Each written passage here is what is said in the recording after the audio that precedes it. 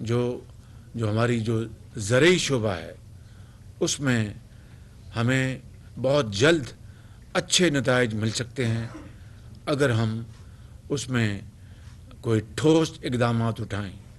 صرف اس بات پہ خوش ہو جانا کہ چونکہ کسان کو گندم کی قیمت اچھی ملی تو بمپر کراپ ہوئی، یہ اللہ تعالیٰ کا بے پایاں فضل و کرم ہے. اور یقیناً کسان اس کو اچھی قیمت ملی اور اس نے محنت کی.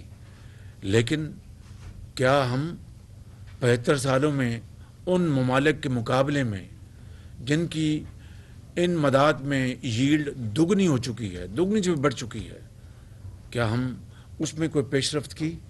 تو میرا جواب ہے کوئی خاطر خواہ پیش رفت نہیں کی.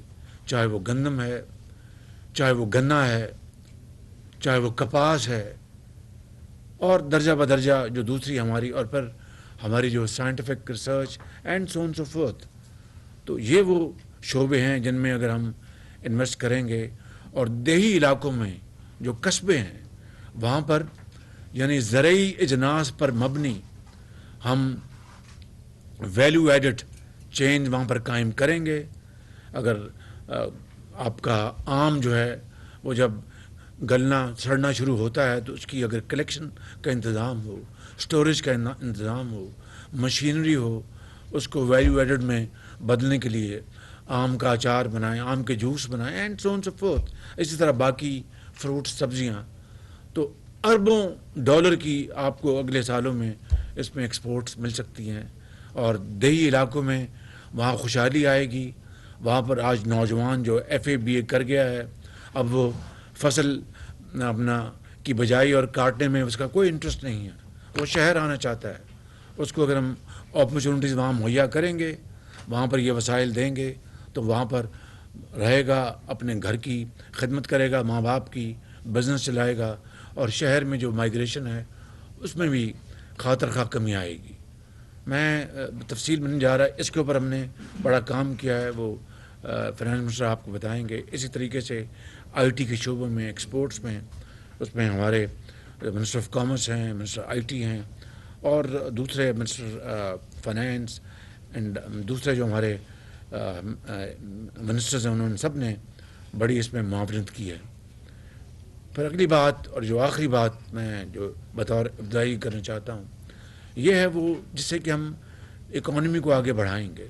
لیکن یہ بات میری بات یہ طے ہے، یہ میری بات نوٹ کر لیں کہ دنیا میں پاکستان چھوڑ دیں، دنیا میں جو معیشت کا پہیہ جڑا ہوا ہے سیاسی استحکام کے ساتھ.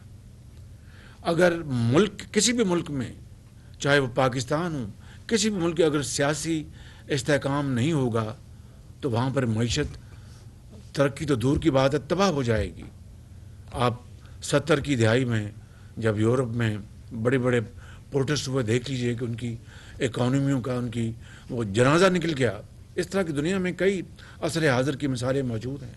تو پاکستان میں پچھلے ایک سال سے جو یہاں پر پولیٹیکل انسٹیبلٹی کی بھرپور کوشش کی جا رہی ہے، اس کے لیے جو اپنا ذرائع تلاش کیے گئے، اس کے لیے جو بیانیہ اختیار کیا گیا، اس کے لیے جو جتھے بندی کی گئی، اس سے اس ملک کے اندر ایک سیاسی ایک طوفان آیا.